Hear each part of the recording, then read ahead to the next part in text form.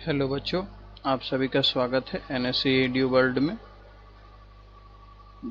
बच्चों, जैसा कि हम सभी जान रहे हैं या हमने आपको बताया भी था पहले कि हम लोग पॉलिटिकल साइंस का contemporary world politics chapter number 1 the cold war era पढ़ रहे हैं अभी, और इसके 2 टॉपिक मैंने ख़त्म किए हैं।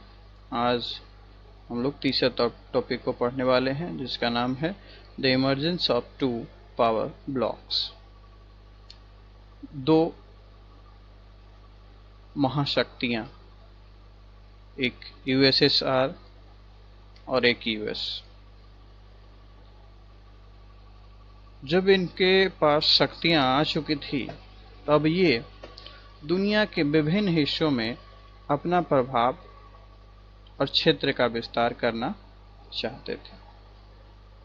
इसलिए उन्होंने छोटे देशों की मदद करने और उनसे मदद लेने का फैसला किया।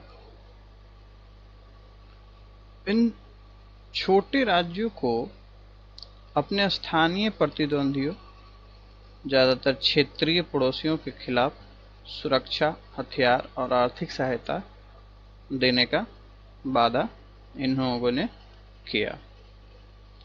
दोस्तों, जब महाशक्तियों के साथ जुड़ाव हुआ इन लोगों का, तो महाशक्तियों ने इनसे वादा किया कि आपको हथियार और आर्थिक मदद में दूंगा, साथ में इन देशों को अपने पड़ोसी देशों की होड़ में आगे निकलना था। तो इन लोगों ने इनका मदद लेने से अस्वीकार भी नहीं किया। महाशक्तियों के इस गठबंधन से पूरी दुनिया 2 खेमों में बट गई थी। यह विभाजन जो शुरू हुआ, वो सबसे पहले यूरोप में हुआ। पश्चिमी यूरोप के अधिकांश देशों ने अमेरिका का पक्ष लिया, जबकि पूर्वी यूरोप सोवियत खेमे में शामिल हो गए। जैसे कि हम लोग पहले जानते हैं, पश्चिमी यूरोप और पूर्वी यूरोप। पूर्वी यूरोप सोवियत खेमे का था और पश्चिमी अमेरिका का। पश्चिमी गठबंधन ने स्वयं को एक संगठन का रूप दिया अप्रैल 1949 में, जिसका नाम उन्होंने दिया उत्तर अटलांटिक संधि संगठन, नॉर्थ अटलांटिक ट्रेट्री ऑर्गेनाइजेशन, नाटो। इसकी स्थापना में जिसमें हुई थी, उसमें 12 देश इसमें शामिल थे। और इस संगठन ने यह घोषणा किया था कि उत्तरी अमेरिका अथवा यूरोप के इन देशों में से किसी एक पर भी यदि हमला होगा, तो उसे संगठन में शामिल सभी देशों पे हमला समझा जाएगा। नाटो में शामिल हर देश एक दूसरे की मदद करेगा। देखो, ये बच्चों पॉइंट नोट करते जाना। मैंने इसलिए इसमें अंडरलाइन लगा दी है कि आप वीडियो पॉज कर आप इसे सही तरीके से अंडरलाइन कर लो। इस प्रकार के पूर्वी गठबंधन को, और इसी प्रकार जैसा इन्होंने नाटो बनाया, उसी प्रकार से इसका ठीक विपरीत जो पूर्वी गठबंधन के लोग थे, उन्होंने वर्षा संधि के नाम से इसका किया। और इसका अगुवाई करने वाला कौन थे? सोवियत संघ।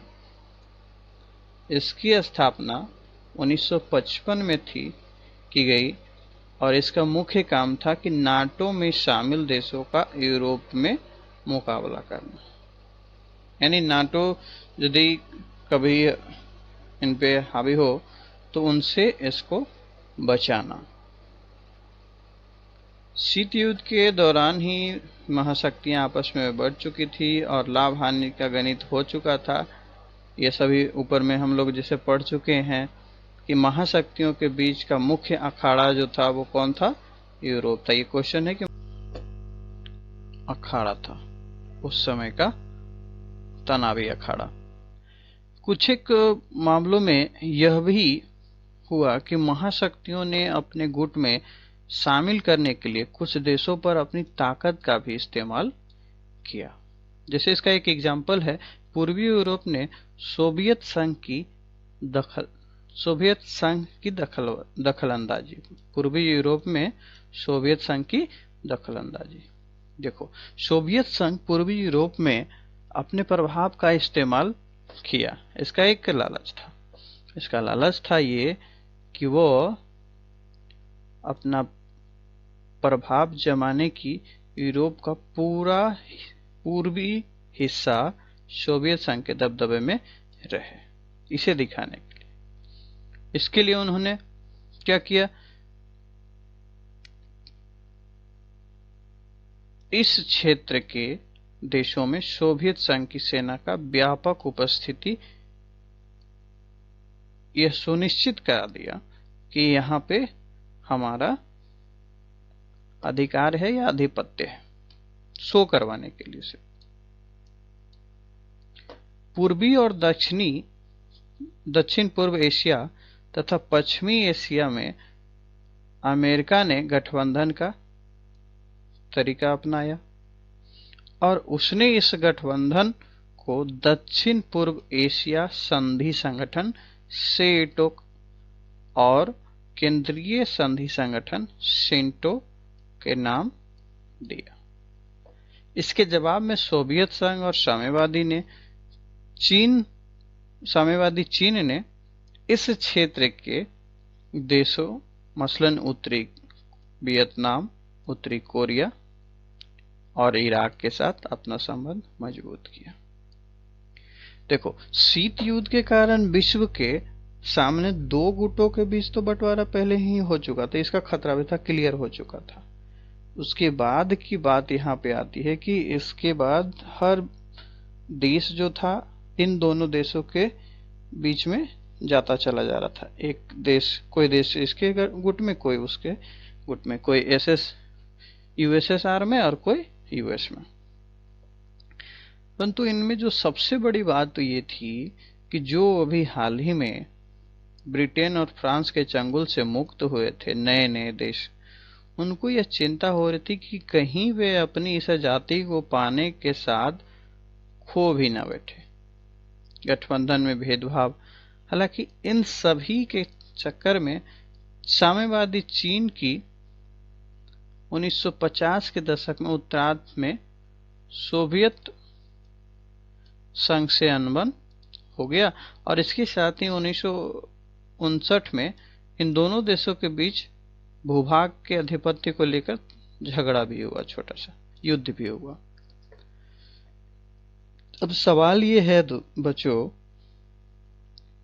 कि नव स्वतंत्र राष्ट्रों को दो ध्रुवीय विश्व की गुटबाजी से अलग रखने का मौका कौन पाता है?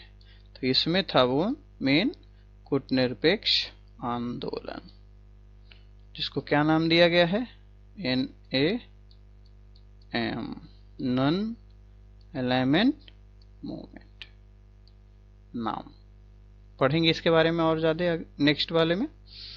फिलहाल हमें ये जानना है कि एक क्वेश्चन है यहाँ पे कि आखिर महाशक्तियों को अपना गुट बनाने की जरूरत क्यों पड़ी? चूंकि देखो, इतने देर से हम लोग पढ़ते आ रहे थे कि ये सभी अपना गुट में इसको शामिल करा, ऐसे शामिल करा, लेकिन क्वेश्चन यही था कि आखिर ये शामिल क्यों करा है? क्योंकि ये सभी तो अपने आप में स्वयं इतने महाशक्तिशाली थे, इतने ताकतवर थे, तो फिर इनको छोटे छोटे देशों को अपने साथ शामिल करने की क्या आवश्यकता पड़ी?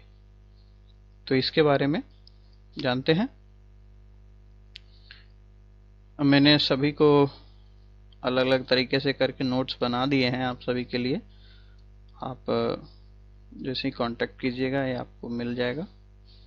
सभी अलग अलग तरीके से है। उसका फुल फॉर्म क्या होता है नाटो का, इंग्लिश में भी, हिंदी में तो मैंने आपको पढ़ा भी दिया। इंग्लिश में देखिए, East Asian territory organisation, central territory organisation, नाम, नॉन एलिमेंट मूवमेंट, तो सभी मैंने दे दिए हैं लगभग। अब आप लोगों के लिए कर दिया है, जितना संभव होता है मैं आप लोगों को मदद करता हूँ।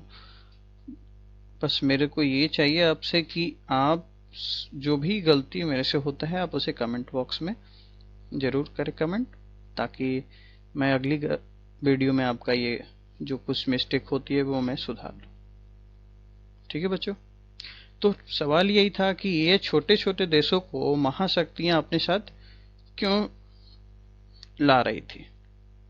तो इसका आंसर है, छोटे देश महाशक्तियों के लिए अधिक मददगार थे क्योंकि वे इनके लिए कौन, छोटे देश है ना, बड़े देशों के लिए तेल और खनिज जैसे महत्वपूर्ण संसाधनों को जुटाने में, उन्हें एक दूसरे की जासूसी करने में, सेना और हथियारों को संचालन करने में, सैन्य खर्च के वाहन करने में इनकी मदद करते थे बड़े वाले देशों की। ठीक है बच्चों, तो आज के लिए इतना ही रहने देते हैं और अगले वीडियो में हम लोग जानेंगे इसके टॉपिक 4 जो है उसके बारे में। यदि वीडियो अच्छा लगे तो इसे लाइक करना, सब्सक्राइब करना, ताकि अगला वीडियो आप सभी के पास आसानी से पहुंचे। ठीक है बच्चों, देखो अगला टॉपिक जो है वो शीत युद्ध के दायरे हैं, तो वो हम लोग पढ़ेंगे। तो आज के लिए इतना ही रहने देते हैं। धन्यवाद।